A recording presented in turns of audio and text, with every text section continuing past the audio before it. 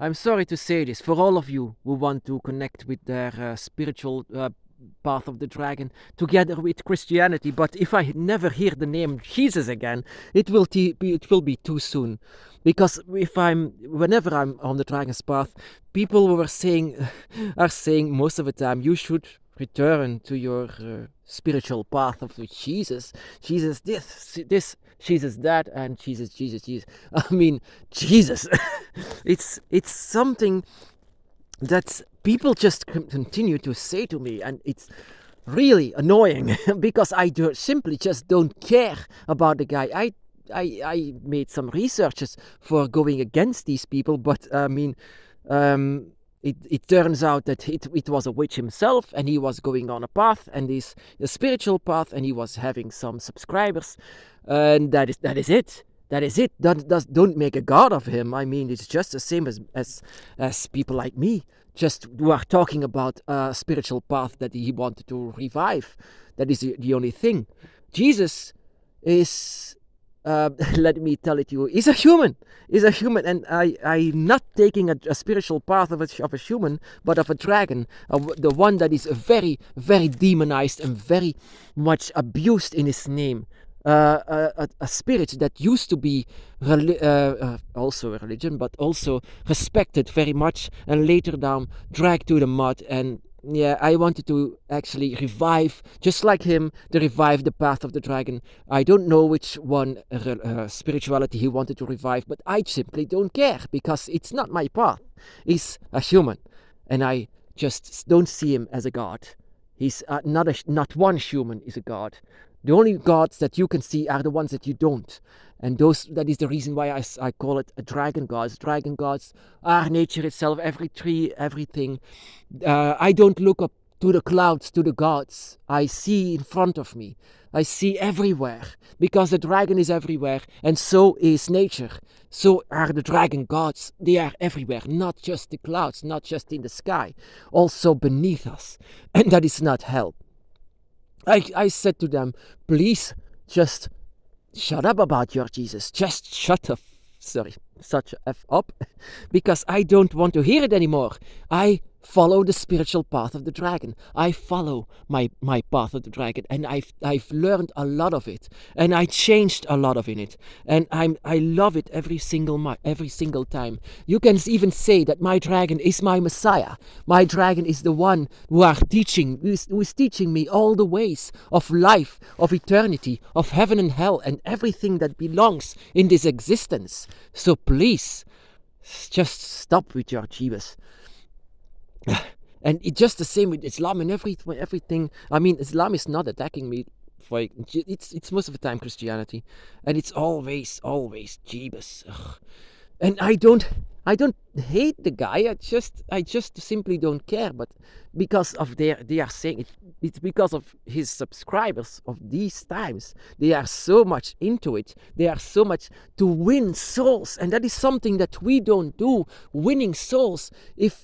If you don't believe in the dragon, and you don't have this feeling about the dragon, then so be it. That means that you are not born with this feeling. So that is okay. If you are saying to the people that they have to believe in the dragon, or else, that is the worst thing you can do. You can't even do anything worse, because they are not on the path of the dragon. So you should not lie to them. And so people sometimes subscribe to this Jesus because they want advantages of this. They want to live for all eternity into paradise. Of course, who wouldn't? Who wouldn't want to live in eternity in paradise where they can have everything? I just doubt myself that they don't even love this Jesus figure or this God. They just love themselves. That is just because they love to score a goal, and they love to win the lottery. They love to be inside of a sky for all eternity with all their loved ones once more. But face reality. I mean, what the hell? Face reality that they simply just don't seem to love them. It's what they love to have. And that is why they try to convince others. In the past, they even killed people if you didn't believe. That is why what I would never do on the path of the dragon. And that is why I don't speak about the dragon with them. I speak about them sometimes with honor, because I am so sick of hearing this Jesus figure that I say to them, no, I have someone. I have the dragon. The dragon is bad, but yeah, you know the drill, of course. But yeah, I said, please have some respect. I respect your Jesus. If you want this, of course, you can stay in your house with this and be in your churches with this while I'm going to the forest.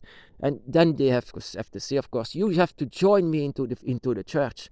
I said, of course, if you join me in my forest, where we will have some kind of a honor ritual for my dragon. No, of course not. No. Not that. That is something bad. Then please be quiet about your Jeeves. I was even, I was willing to go if he wanted to go with me. So he would see everything, because I know everything about Christianity. I know everything. I used to be one. Forced, of course. I was forced about this. And then I left, and everything about Christianity is something that I just simply don't care what they are doing. These rituals are stolen.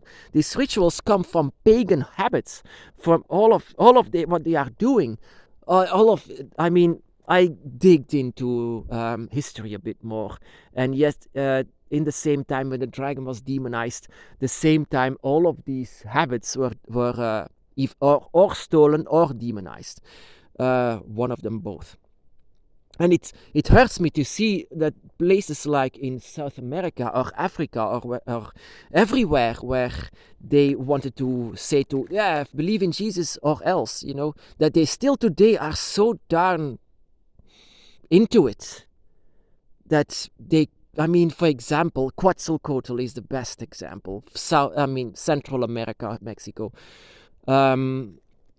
In these places, Quetzalcoatl was the honored and worshipped dragon. He was the embodiment of the air. Still is. I believe in him very much. I sometimes try to talk with him.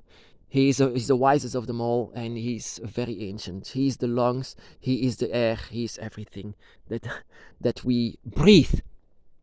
And a very beautiful dragon god. If you have him as a dragon god, you are also truly blessed. But yeah, back in the day, when the Aztecs made a temple for him and they worshipped him, when the Christians came and slaughtered everyone and stole their gold and left everything for dead, and just everyone had to submit for their faith, for their power that they have. If you look at this Pope, that is not faith, that is just simple power. They didn't even donate any cent. Their own lecture they are going against. This Pope is so darn rich, not giving 1 cent to the poor. What this Jesus was saying, how hypocritical that you can be. Even we are following the dragon. We are following the law that is given to us, and it's given to us personally by the dragon. But they are giving law for everyone that everyone should follow it. But 99% is not following it for what is standing inside of their book. And I'm darn tired today of this Jesus. Like I said to this radio station, the radio station, of course, was a bit mocking me for believing in dragons, not only believing in them, knowing that they are there. I had to say something, because in religion, sometimes people believe in people who died and came back to life and slaughtered people because they had to believe in it. Sticks turning into snakes, what the hell? And yet the dragon was something hard to believe. The people are strange animals. They believe in something that they heard all their life. That is the strangest thing ever. That could never exist, and yet the dragon, if it's something new, then it's something difficult to believe, and it's something even evil for some people. But I don't know why. I do know, because it stands in their book, but whatever. So this Jesus figure, if I never hear the name again, I would die a happy guy. Just simply because I heard it so many times. I have my path, you have yours, and I'm not going to convince anyone of the dragon. If they hear the name dragon, the ones who should, then they are going to be triggered. And this trigger are taking care that they are helping their dragons, the ones who are behind the dragon gates, behind the ones who are opening the last gate to you. If they have this trigger, they will know. They will know very much, and they will be awakened. And this awakening doesn't require to convince anyone, not of the advantages, not of eternal life, not of anything. I wasn't promised anything. There was no one who even believed in dragons in my surroundings, no one for years. Yet even the difficulty could not let me be away from my dragons. I was always walking on the dragon's path. No one was convincing me. That is true faith. That is true belief. That is true convincing. Convincing of your path and spirits and gods. Learning and learning all the time from your dragon, not from people. That is why the dragon is a bit of my messiah, of my teacher, of my family. And I don't need any human or anyone from the past, anyone who replaces my dragon. My dragon cannot be replaced, and so can't be yours. This is our path, and our path will go on, maybe even after life, but in this life, we discover so many things, that we just, our lecture is coming from our own mind, because we can feel the dragon, they are talking to us.